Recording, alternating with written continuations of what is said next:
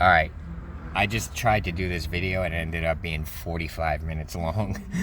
So I'm going to try to do it under a half hour. I want to talk to you all about how I changed my luck. Now, so it's now you got to realize that it's not that I feel that I've had bad luck throughout my life. In fact, I've had kind of good luck. When I've needed things to go my way, they went my way. But a lot of the other times, things were I felt going against me. Now, in hindsight, I realized that it was all a blessing in disguise. But at the time, dealing with bullshit on top of bullshit, and just things not going my way, and just getting very angry and nasty and bitter about it because I was just sick of it. I'm like, I sacrificed all my comfort and security to try to get ahead, and I'm still not getting ahead. I was starting to get real angry and real bitter about it. So, it was like I just couldn't seem to, I couldn't seem to get ahead. No matter what I sacrificed, no matter how hard I worked, no matter what fucking plan I came up with, nothing was getting me ahead, and I was getting real sick of it. So, I'll go back to where now it was the end of 2019, the beginning of 2020. I'm in New York City. I'm doing portraits, and I've got a new plan for the spring. I'm going to start selling prints of my drawings, which I had a sketchbook full of drawings that I could have easily sold prints of a lot of my drawings for $10 a pop.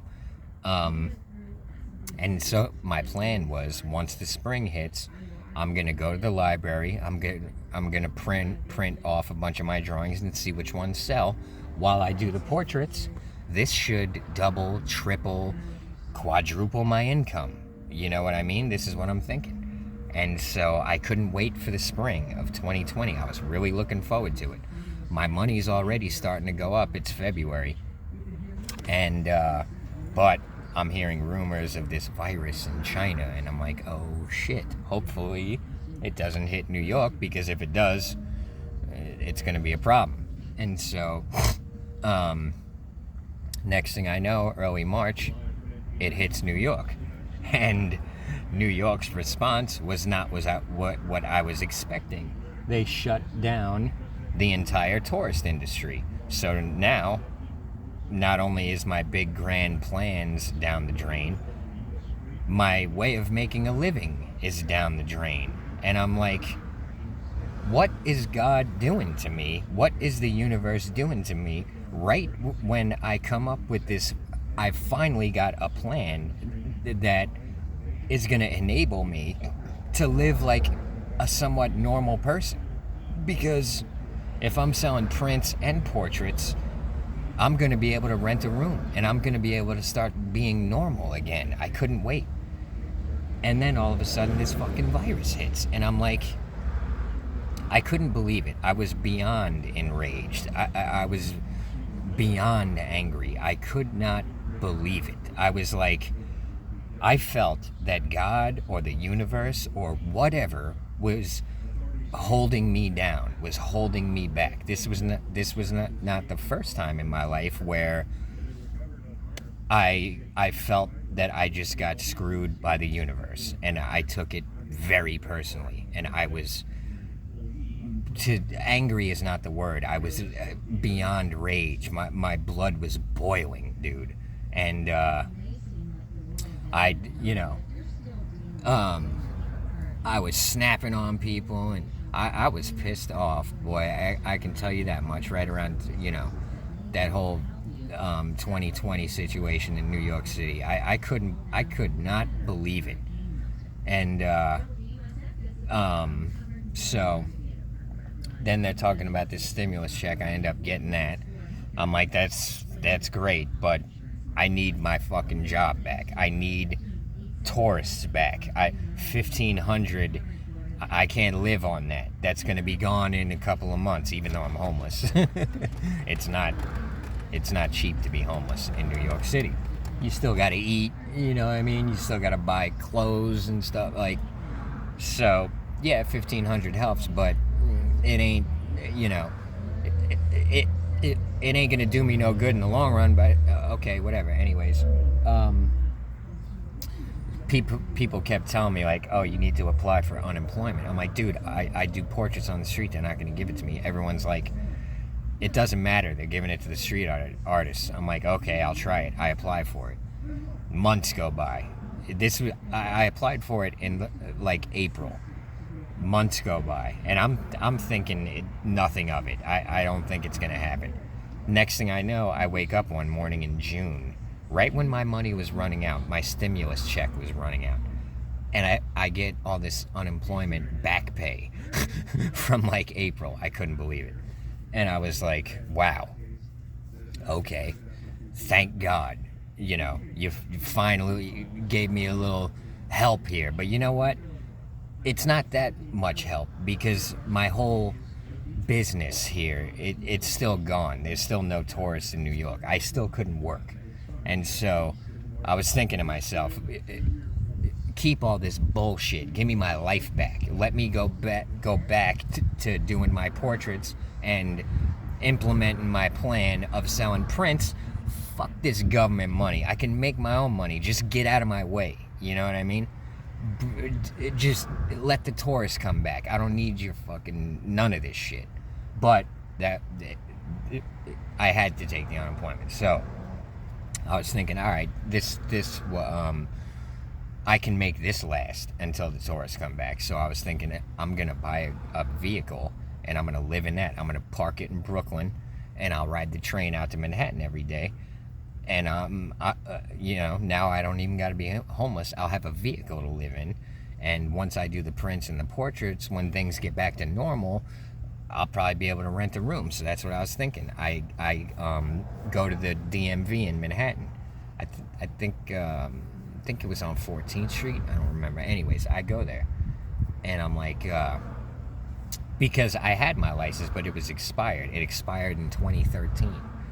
So I go into the New York DMV, and I'm like, I just got to renew my license. They're like, oh, well, you've got to retake the test, and you've got to take a written test, and all this bullshit that a 16-year-old would do. I'm like, dude, I've got my license. I just need to renew it. They're like, no, that's not how it works. You got to do all this, and you got to pass the test. I got to borrow my cousin's car, all this shit. On top of that, we got a 6-month wait.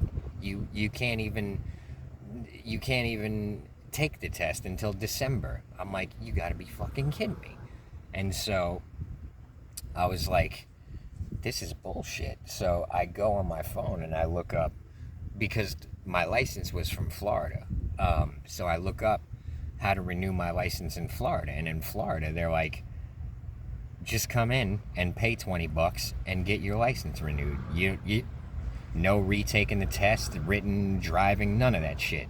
Just come in with $20 and renew your license. And I'm like, it looks like I'm going back to Florida. Fuck it. I'm fine with that. New York is looking like it's going down the drain anyway. They're talking about passports to get into restaurants and all this bullshit. I'm like, this ain't the same New York anyway. You know, New York, old school New York would... I'm not even gonna get into it. New York used to be better. Let's just put it that way. Anyway, so I'm like, all right, I'm going back to Florida. I chill in Manhattan that whole summer. I got the unemployment coming in. I just took a break for between June, when the unemployment came in, and October when I left New York. It was June, July, August, September, October. 5 months chilling. I was just chilling. Didn't care. Wasn't trying to make money. Just enjoying my city, knowing I'm leaving.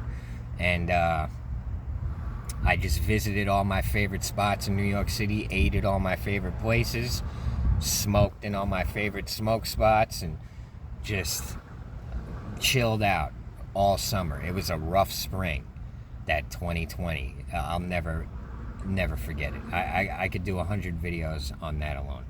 But anyways, I chill all summer. I get the train ticket for October. And so I'll never forget riding my bike to the train station, to Penn Station from Strawberry Fields, and all the memories flooding back. I couldn't believe I was leaving New York. And, I riding down those areas where when I was first homeless and broke and not eating and seeing my spots, and man, it was an emotional bike ride for me, going down through Times Square and that Midtown area around 7th Ave and Penn Station, and man, it was an intense feeling. And then I get to Penn Station, where when I was first homeless, I was living in Penn Station. Now I'm back there. It's like I was having like flashbacks and shit. I was in a good mood. I was happy, but I was also sad to be leaving my city, you know what I mean? And just all the, you hear this creature scratching in my dashboard. I don't know what the fuck that is. There's a gremlin in my dashboard or something. I don't know. Someone in the comments said it's from the alarm system. I don't know. But I'll just never forget that, man. Sitting in Penn Station. So when I was first homeless and broke and in Penn Station and trying to charge my phone and the cops chasing me out, and now being back there with a couple $1,000s in my bank account, and just, it was an amazing feeling. It was very strange. Anyways, I take the train down to Florida. I'll never forget when we got out of New York City, and it was like I saw the sky for the first time. Right when we got out, must have been, I don't know, around New Jersey or some shit. But it was this like marshland where there were no skyscrapers and no buildings all of a sudden. I didn't realize how long it had been for me to be outside of New York City, where when you're in Manhattan, you're surrounded by tall buildings all the time. Even in Central Park, you never really see the sky all the way. You see it between the buildings. But on that train coming out of New York into New Jersey and shit, I was like, man, I can't describe the feeling. It was a strange. It felt good, but I just couldn't believe it, man. I don't know. I was so used to being in the middle of Manhattan. But anyways, I get to Florida. I live in a hotel. It was, man, I'll tell you another strange thing was when I get off. So I get off the train in Orlando. I got to take a bus to Tampa, Clearwater area. And I thought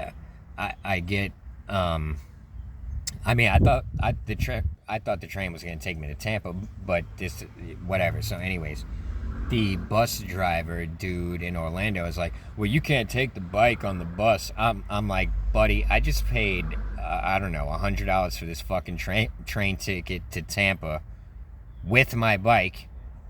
So go get your boss, go get somebody, because I didn't pay to get to Orlando. I paid to get to Tampa with my bike. And so he's like, well, let me see if I can fit it. And, and he gets my bike on the bus. I knew he'd find a way, because I would have fucking gone nuts if he didn't.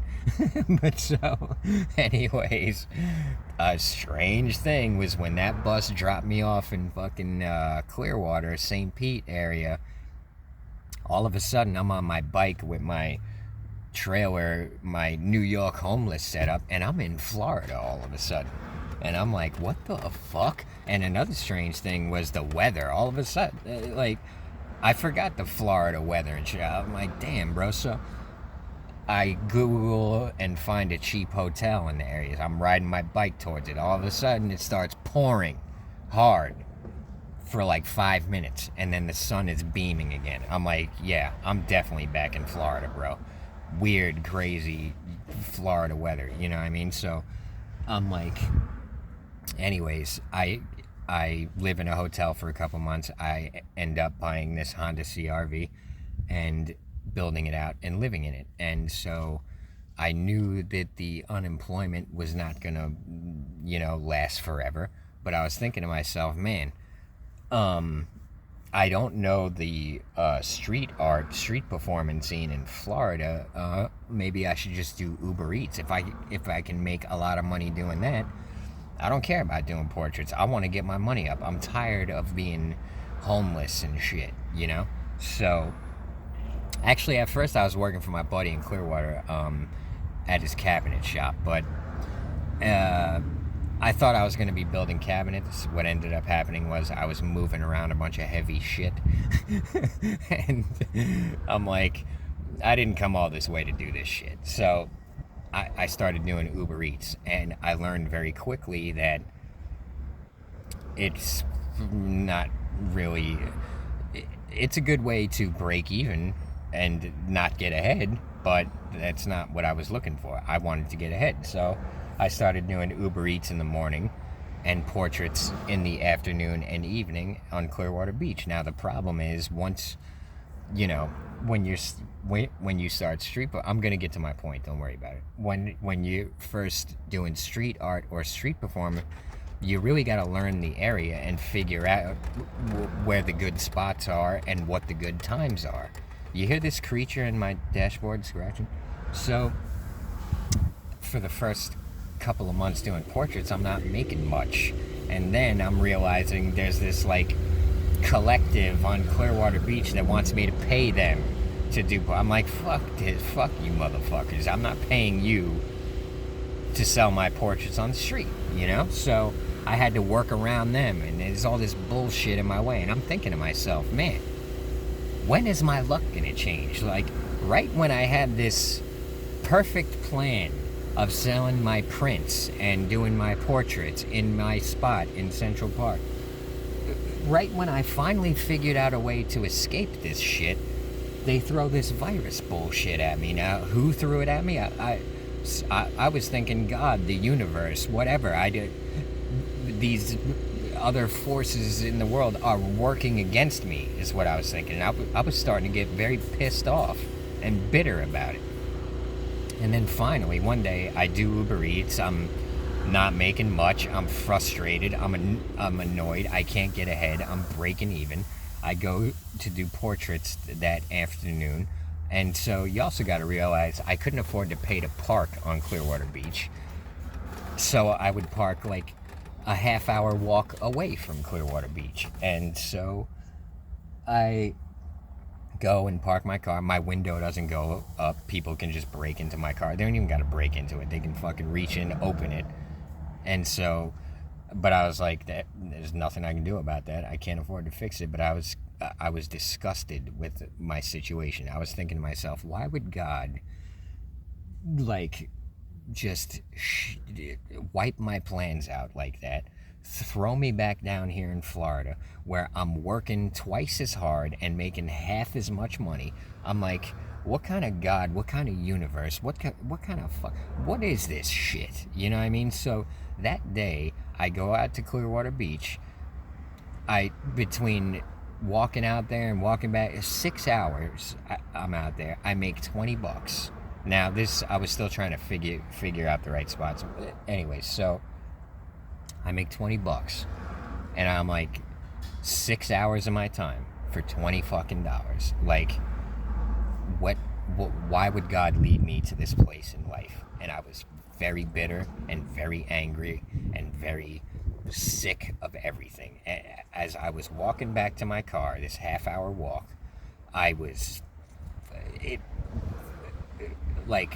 rage isn't the word. My blood was boiling. If someone would have looked at me, I was fucking disgusted. And I was thinking to myself, I believe wholeheartedly there is a God, the universe, there's other forces at work, because they've helped me out before. So what I was thinking was, these same forces that have helped me out in the past have, for whatever reason, led me to this barren field where I can't get ahead. I'm barely getting by. I would have been better off if you just left me in New York with, with the plans I had.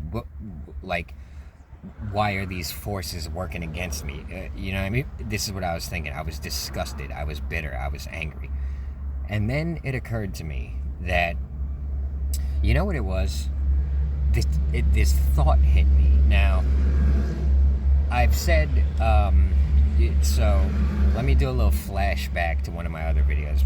When I came to the realization that I was done with heroin, I was walking down 71st Street on my way to work, and I had been on Suboxone for about a year, and this thought hit me like a bolt of lightning out of the sky that told me, you don't need heroin anymore. You're past it. You're never going to do it again. So now it's time to get off the Suboxone. You're done with heroin. That's done. That's in the past. You're not going back there. I knew beyond any shadow of a doubt. This thought hit me, and I was like, okay, now it's time to start weaning down on the subs. That's what I did from that day forward. I started doing less and less Suboxone. And maybe a year after that, I was off to Suboxone. But so it was another experience like that. I'm walking back to my car from Clearwater Beach. I'm filled with rage. I just wasted 6 hours of my life to make $20. And I'm blaming God. In my head, I'm thinking, this is your fault, motherfucker. I'm walking back to my car, and I'm like enraged. And then this thought hits me like a bolt of lightning out of the sky. What is it that you want? Was the question. And I said, what I want is to not be poor anymore, to not be wasting my time making nickels and dimes and living on the street and living in cars and being poor and having nothing. That's what I don't want that. And so the voice that came out of the sky, I don't know how to explain it, said, that's what you don't want. What do you want? And I'm thinking to myself, I don't even fucking know what I want. All I know is what I don't want. And it really got me to thinking. I'm like, what the fuck do I want? All I know is what I don't want. I don't want to be poor. What do I want? I don't know. But I came to the realization that you're focusing on what you don't want. What you need to focus on is what you do want. And so from that minute forward, my luck kind of changed. Now, what happened was, when things wouldn't go my way, I stopped blaming God. I stopped having these little temper tantrums. And I also came to the realization that the reason I was having these feelings of bitterness and rage and these angry tantrums, the reason was it was my subconscious way of trying to coerce the universe into complying with my demands, basically. And I realized that I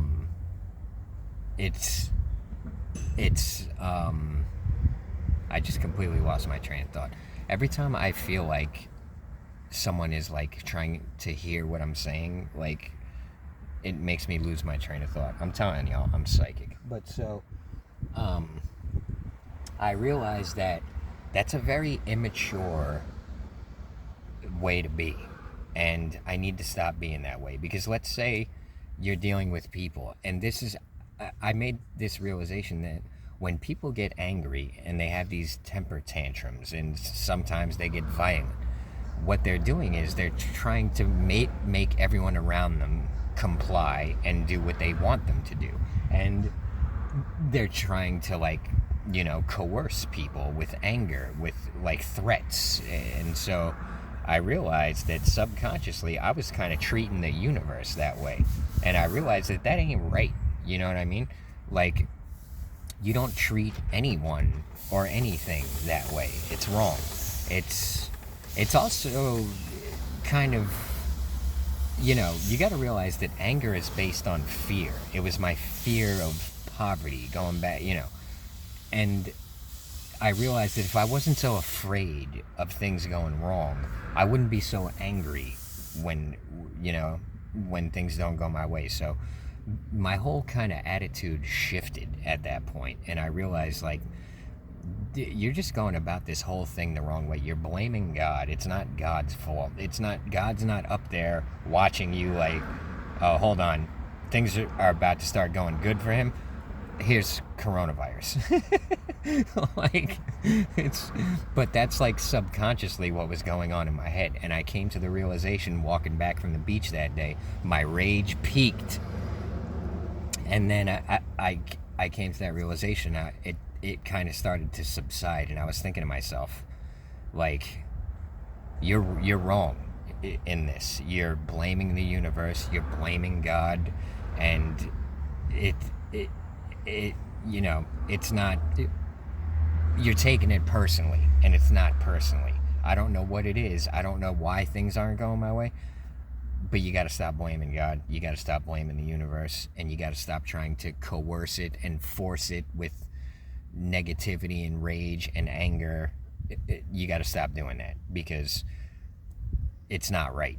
And so from that day forward, when things would not go my way, I stopped handling it like a bitter little baby, angry, spoiled little brat throwing tantrums. I stopped.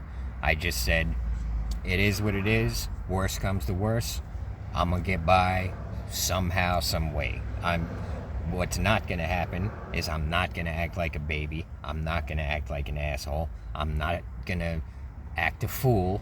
I'm gonna accept whatever comes, and I'm gonna do my best, and I'm gonna stop being such a fucking baby about everything. And things did not instantly improve. In fact, they kind of got worse. My car started breaking down. I didn't get angry. I didn't get upset. I took it like a pro. I said, okay, Uber Eats is no longer an option because I can't be driving around. And so I said, I parked my car down by Clearwater Beach, and I started doing my portraits. And you know what?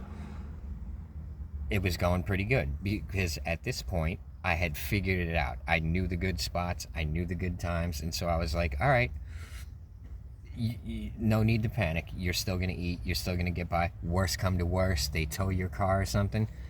You get the train ticket. You go back to New York, and that's that. Now, a part of the story I forgot. I lost my drawings, so I couldn't sell prints. Otherwise, I could have been selling prints on Clearwater Beach. Now, I lost them in a storage unit. I couldn't pay the storage unit, and I lost my drawings. I didn't blame God for it, although at first I did. As time went on, I stopped blaming God and the universe and taking everything personally. So here's the thing. How do you change your luck? Stop taking everything personally. Stop thinking that the world is against you. Stop thinking that God is working against you. Stop thinking that the universe is working against you. Stop thinking that if you throw a big enough tantrum that the world is going to start complying and doing what you want it to do, because it's going to do the exact opposite. It's going to... Now, I didn't realize this at the time. I realize it now. The universe, God, whatever you want to call it, reflects back to you what you project. So what I was projecting was bitterness, was anger, was blame, and the universe was responding with, okay, if that's what you think, here's more of it. Now, do I know this for a fact? No, I don't know. But I can tell you one thing. Once my whole attitude shifted and I stopped blaming God and blaming the universe, and I stopped letting it turn me into this idiotic asshole, just bitter and angry and upset, I stopped. I started handling it like a pro. I started staying calm. I started doing my best. And the next thing I know, and I just had a positive attitude about it. Even though everything was breaking down around me, my car's breaking down, I'm thinking, worst come to worst, I'll do portraits, save up my money, I'll go back to New York and I'll figure it out from there. And I wanted to start street performing stand-up on the beach, but it was too dead for that. But I didn't let it get me down. I just kept working and kept a positive attitude, happy for the little victories, happy to have food, happy to be able to buy a pack of cigarettes. I was handling it well. And then the next thing I know, my YouTube blows up, and all of a sudden I got another income. And so, moral of the story, how to change your luck is you change your attitude. Stop seeing everything as adversarial. Start seeing it as,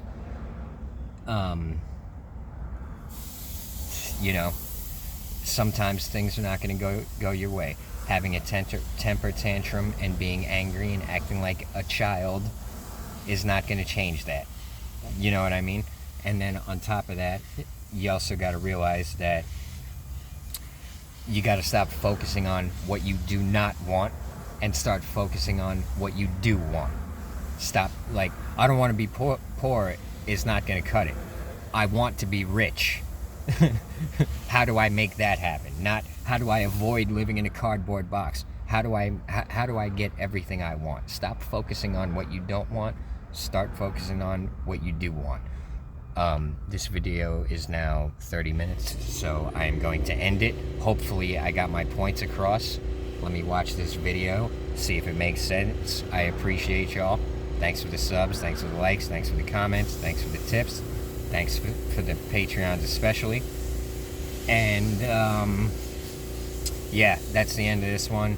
Let me watch it, see if it makes sense, and I'll see you on the next one. Everybody have a good one.